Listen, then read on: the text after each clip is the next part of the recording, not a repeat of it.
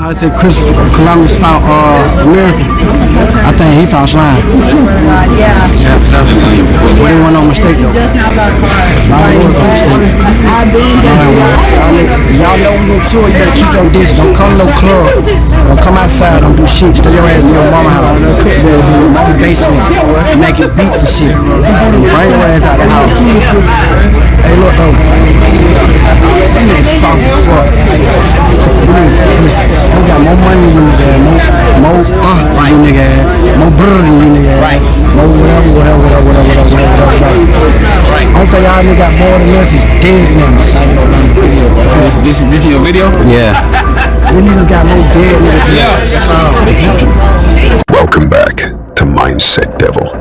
Today I'm bringing you a story that's got everything: power, violence, betrayal, and a courtroom showdown. This is the saga of Young Thug, a man many people are calling a modern-day hip-hop version of the Teflon Don, John Gotti. The feds went all in trying to keep him locked behind bars for good. But on October 31st, on Halloween Day of 2024, a man that the feds had a treasure trove of evidence on, and who was facing at least 45 years to life imprisonment, somehow walked right out those iron doors on probation. Here's how he did it, and why it shocked everyone. Let's have this discussion. So, let's start with Young Thug himself, or as the legal world knows him, Jeffrey Lamar Williams. Prosecutors weren't just after him for music-related incidents. No, they painted him as the head of YSL, also known on the streets as Young Slime Life, a label that the government claimed was a violent gang terrorizing Atlanta's streets. This was no small case. They wanted him to go down as the kingpin, a mastermind, and they aimed to throw him in prison for life. The whole thing kicked off in 2015 with the murder of Big Nut, a figure very close and supportive to Thug's rival YFN Lucci. Big Nut's death is what ignited this entire feud, and according to investigators, Young Thug ordered the hit. After Nut's murder, it wasn't just the rap beef between Thug and Lucci. It was a full-blown gang war. They even targeted Lucci's father, who ran a barbershop that ended up being riddled with gunfire as the shooters attempted to send Lucci's pops to the Shadow Realms. Thug wanted to send his enemies a message and let them know that anybody that feels some type of way can also become a target too. Lucci wasn't just an enemy, he was a high-profile target. When he was incarcerated, the war between the Atlanta rappers and their individual gangs got so bad that Lucci was even attacked in jail, which started rumors on the streets to immediately spread. The attempt to take his life was yet another orchestrated hit by King Slime and his men to settle their feuds. As it relates to the stabbing. Yes. Okay. And I want to show you what's been marked as State's Exhibit 125, Victor. And let me know if you recognize that. Yes, I do. And can you tell the jurors how you recognize it and what it is? It's the video footage of the incident that occurred on February 9th. Okay. See? Yeah. You see the individual that's standing, I guess, in the far middle right-hand corner of the exhibit? Yes. And can you tell the jurors, is that Jaden Meyer? That's correct. Okay.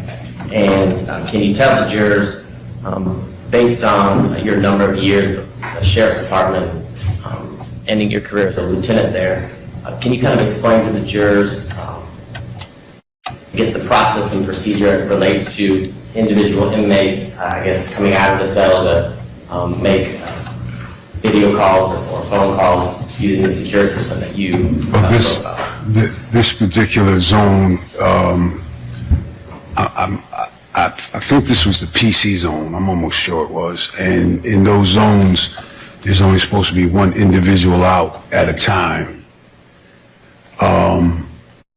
for their hour or however long they were out. I think it was an hour to take care of whatever they need to take care of as far as attorneys or showers or visitation or whatever they're doing. And can you explain to the jurors who said PC zone, what is that? That's protective custody. Okay. Now, You referenced two inmates being Mr. Myron, which we see in states that it's 124 BB. Is the second individual that you referenced, last name Bennett, is that Rayshawn Bennett? That's correct. Okay. And in your working at the jail and working there while Mr. Bennett was in custody, do you know a nickname that he goes by? I don't. Okay. Does the nickname Lucci, does that ring a bell? It sounds familiar, but I don't. Right. I've heard it, that name, but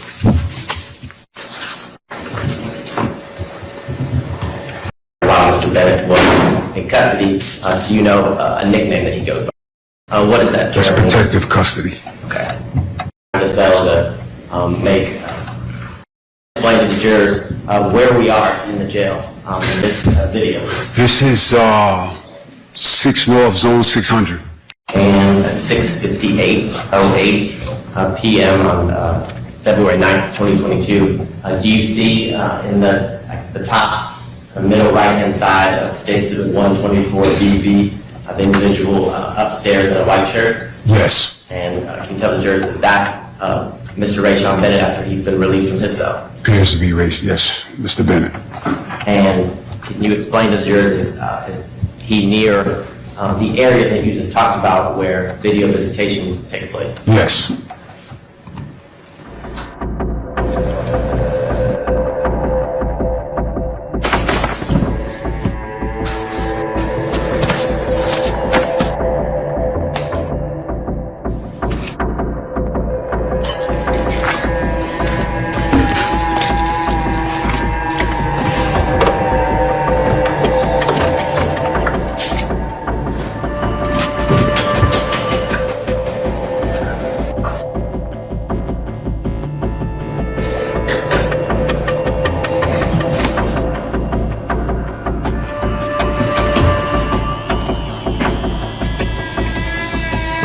When you see in the exhibit, the video plays both Mr. Bennett and Mr. Myron out in 6 North 600. Is this typical that two inmates are out at the same time? No. Can you tell the jury why not? Because we wouldn't want to mix them up in case something would happen. So the one that was out, Mr. Meyer, should have been put up. For efficiency, I'm going to move to 7:01 p.m. video.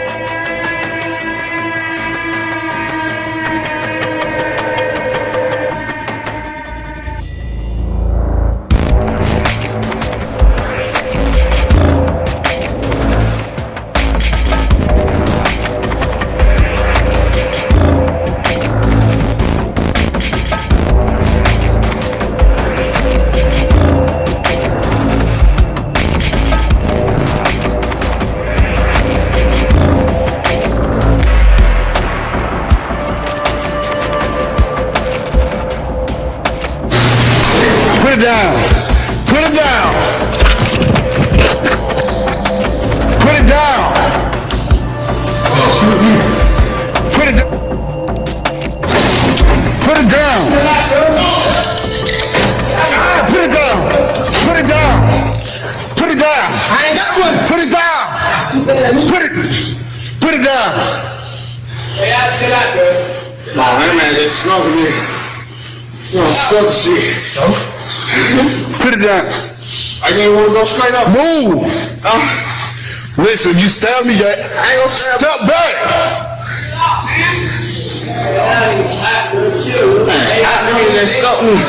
Put it down. I ain't got what the fuck you telling me for. Let it go.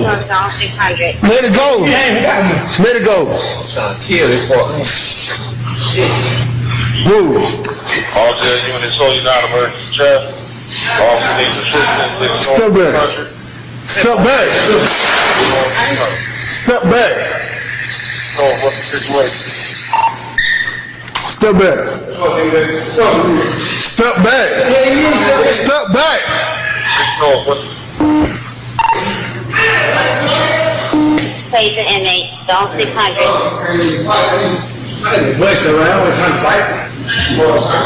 Get down. Get down. Don't slide the weapon nowhere. Get down. Get down, motherfucker. Get down. Get down. Roll over your back. You want to shoot me? Why they shoot me? That shit mine. Man, you shot me, I ain't had no money. So you do. Huh? What you did? What you did? You made it shot me.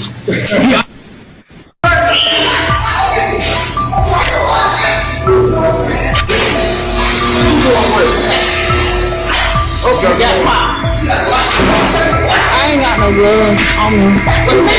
Some gloves. Pick it up. Can you put that on your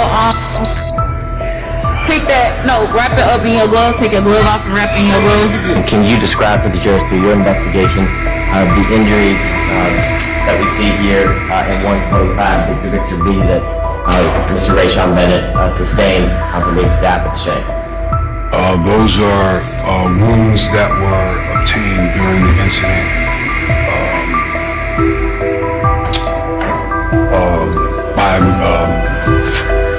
Bennett got stabbed with, and that's the outcome of it.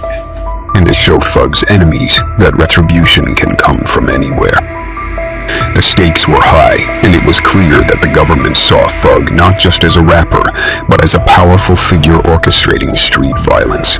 And if that wasn't bad enough, young Thug's baby mother was killed in a shooting many suspected was linked to these gang battles. This case had personal tragedies woven into it, adding layers of loss and retaliation to an already tangled story. In May of 2022, the feds made their move. They arrested young Thug and 27 others in a sweeping RICO case, stacking up charges against him and his organization. We're talking about conspiracy, street pharmaceuticals, high-powered weapons, and even some alleged murder ties. They didn't want him to be able to get out on bond, arguing he was a danger to the public. And if they had their way, he'd be looking at over 100 years behind bars. The courtroom scenes were nothing short of intense. The prosecution was aiming for a 45-year sentence and came armed with wiretaps, social media posts, and even young Thug's own lyrics, arguing that he was the mastermind behind his gang's criminal activities.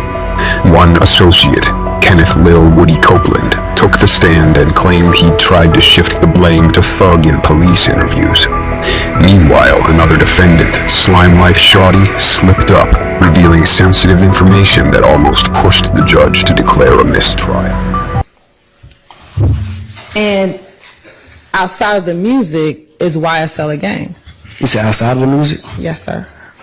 Some people treat it like that. What do you treat it as? I treated it that way before. You treated it as a gang before? Yeah. When did you stop treating it as a gang? I don't know. I don't remember. I don't know. You just don't remember. And when you say you treated it as a gang, what do you mean? I don't really know. I never thought about that.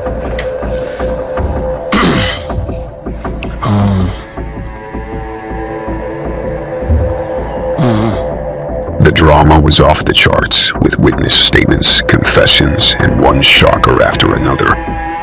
In April, the prosecution witness Adrian Bean admitted on the stand that he was under the influence of street pharmaceuticals, stating that, "I'm so high right now." He also expressed concern about falling asleep during his testimony. I'm so high right now, y'all. I'm about to go to sleep on y'all now. I don't want to know. Yes, you may. You can take a break soon. Hang on.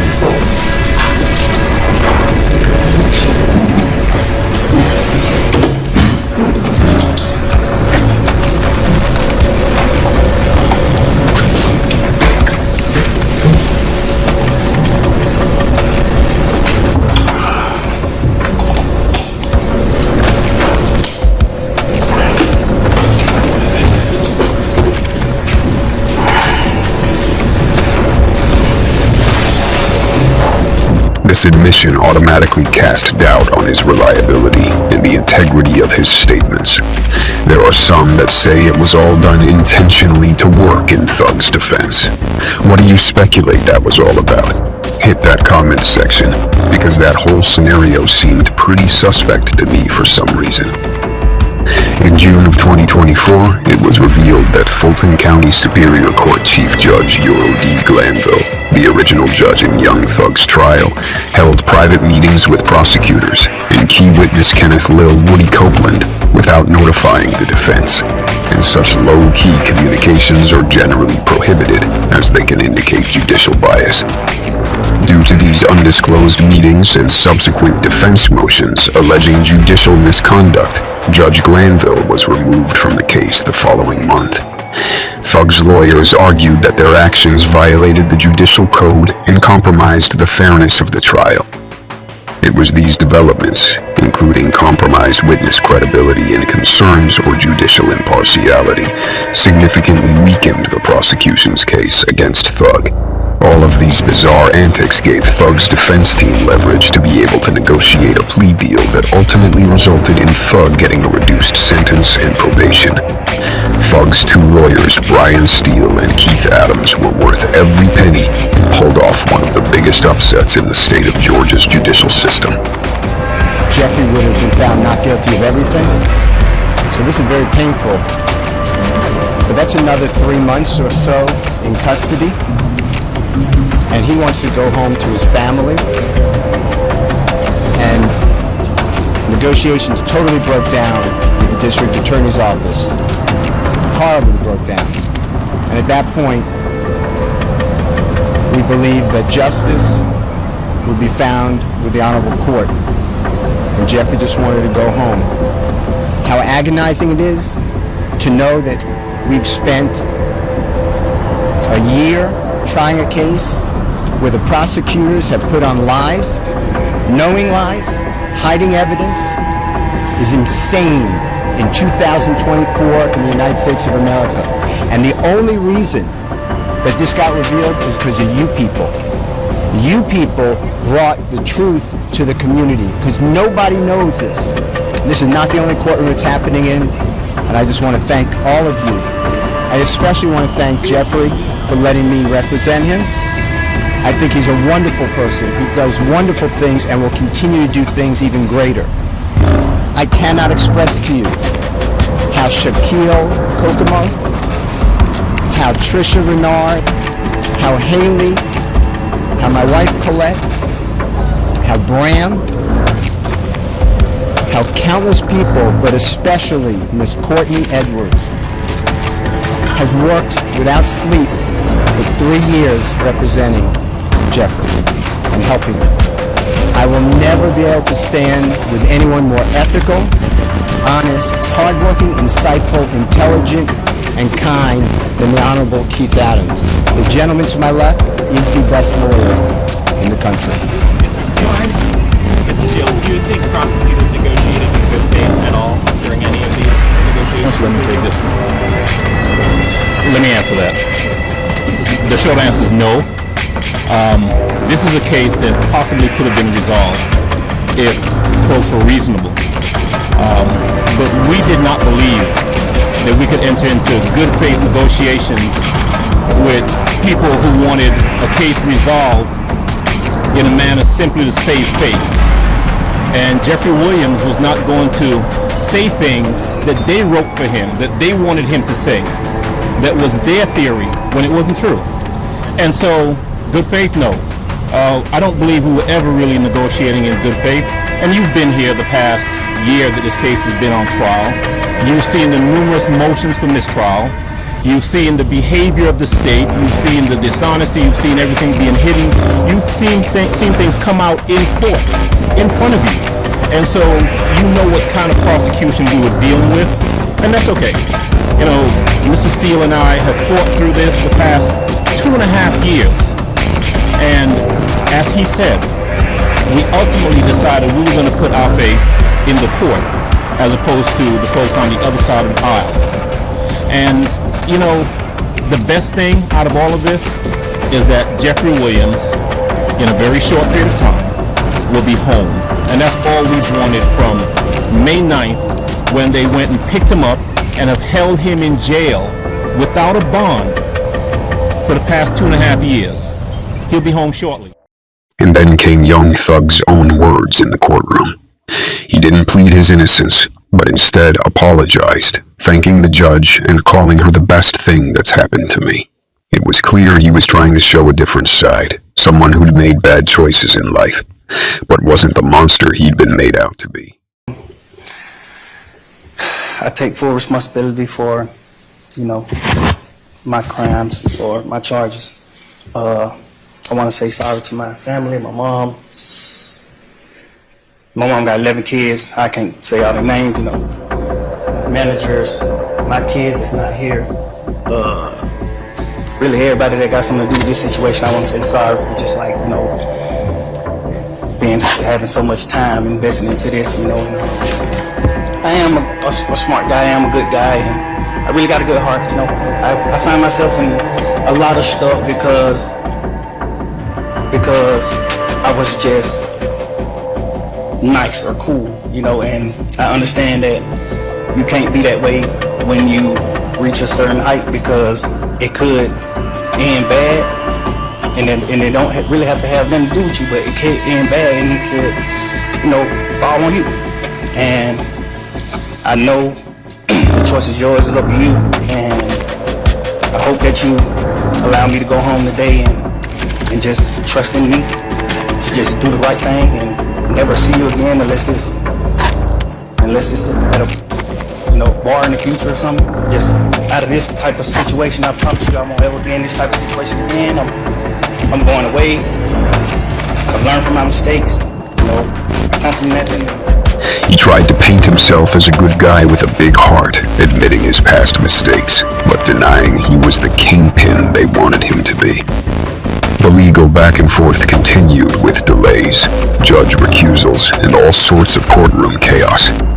This was one of the longest cases Georgia had seen, and the whole country was watching to see what would happen next. Despite the mountain of evidence and the federal government's determination to make an example out of him, young Thug managed to strike a deal. Just this Halloween, he walked away with probation instead of prison time. No, this wasn't an easy deal. Thug agreed to a probation period of 15 years, which comes with strict conditions. He's not allowed back in Metro Atlanta for a decade, except for family visits, and he's required to complete anti-gang and anti-violence presentations every year. But it's a small price to pay considering the alternative, which was life in prison. But let's not forget, Thug's co-defendants, Yak, Gotti, and Shannon Stillwell, refused to take deals. They're still in the thick of it, tied to some of the most serious charges, including the murder of Big Nut. These charges were central to the case, and the feds saw it as the cornerstone of taking down YSL and Atlanta's street violence. What do you think their chances are of walking out the prison doors like your boy King Slime just did? Being that those two biscuit heads built their reputations on being real so-called shooters on the streets of Atlanta over a number of years. My spidey senses are telling me that those two will have to start singing like Usher and Chris Brown on everyone and everything that they know, or the justice system is going to sacrifice them boys to the gods after having to watch young Thug walk out a free man. Young Thug's story is about more than just beating the system. It's about his journey from being a rapper to a symbol of influence, and now controversy. People are divided on him. Some see him as a modern-day John Gotti, the so-called boss of bosses, a man who used brains and brawn as well as violence and intimidation to gain absolute power over the criminal underworld. Gotti built a reputation of being what the media called the Teflon Don, because every time the feds thought they had him, he was able to escape prosecution and walk out the courts a free and what appeared to be an untouchable man. Eventually, even Gotti's luck ran out, and his story came to a conclusion when he died in a federal prison. The parallels of Thug and Mr. Gotti are similar, because many people felt that young Thug used his fame, fortune, and reputation to outsmart the law. Others wonder if the system gave him an easy out because of who he is. Either way, he's out of prison and under the law's watchful eye, with a lot of public scrutiny to come. There are also some doubters, and in my opinion, some molecular-brained people that say that Judge Paige Whitaker set Thug up for failure, knowing that all of the stipulations of his 15-year probation are a setup for him to fail. That to me tells you we really have to do a cultural renovation among our people. Because to think that a 31-year-old man that was facing a minimum of 45 years of his life behind bars, losing his privacy, his freedoms to come and go as he wishes, as well as do what he wants without the authorization of another man, can't avoid trouble, is sad, and it unfortunately says a lot about our people as a whole. Young Thug knows full well that he has been granted a new opportunity to turn his life around thanks to Judge Paige Whitaker.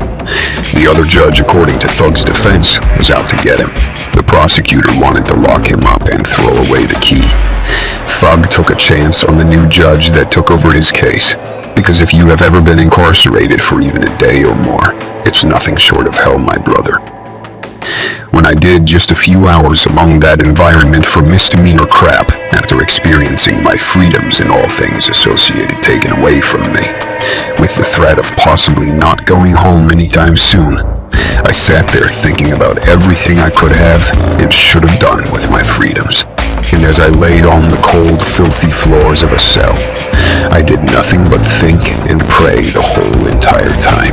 So I can totally understand why Thug humbled himself before the judge and his family, vowing that if given another chance, he would aim to turn his life around and avoid making the same mistakes that put him in that position in the first place.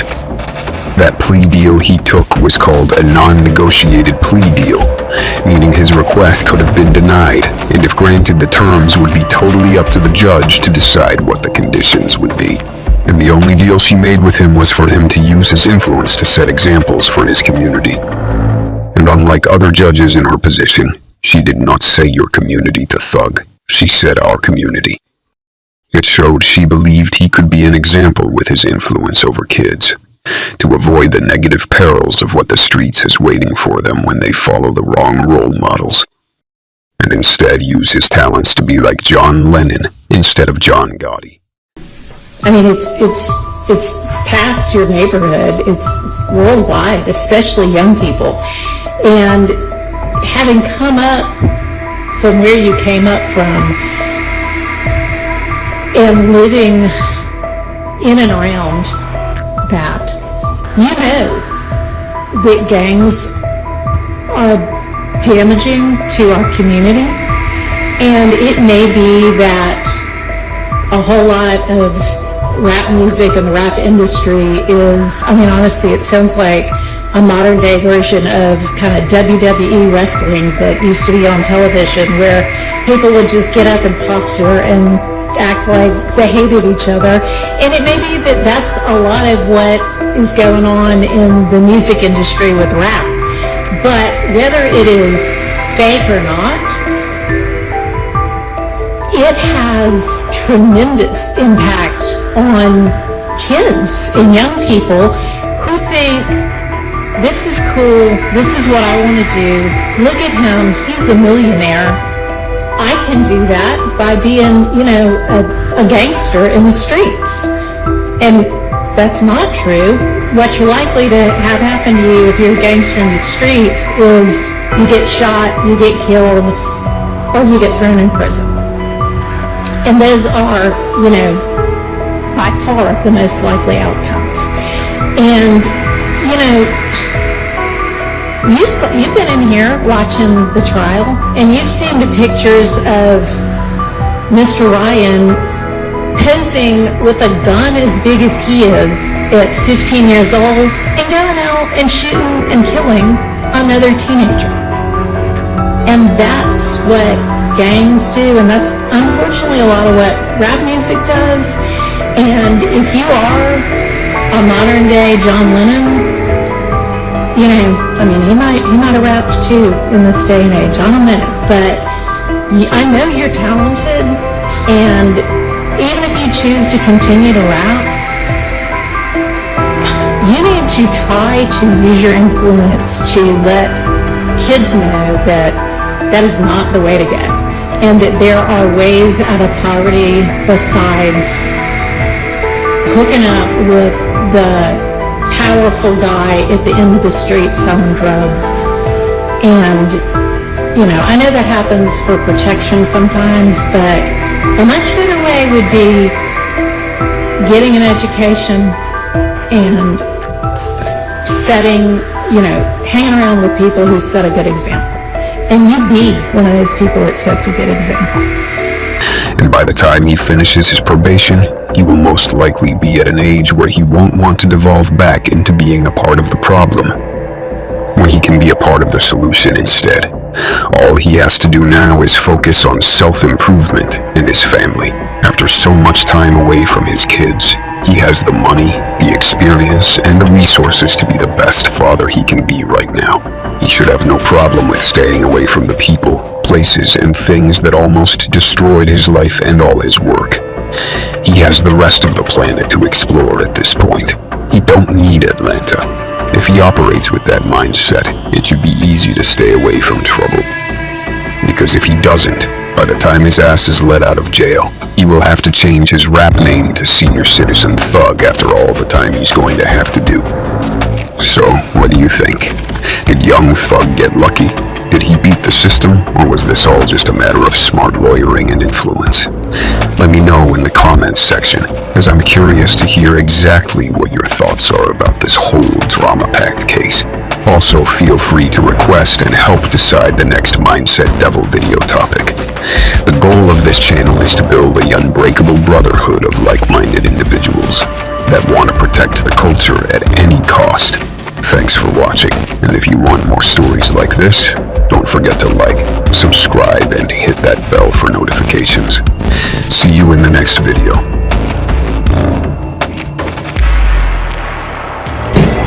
Hey man, what you gonna tell these people? Man. Man, Jack. You feel me? You did. Hey man, ain't no motherfucker, ain't no cap in it. No cap in my rap. You feel what I'm saying? Right way. It's time. Right way, bro. You feel what I'm saying? Right way. Yeah, that way. Yeah. And go tell that.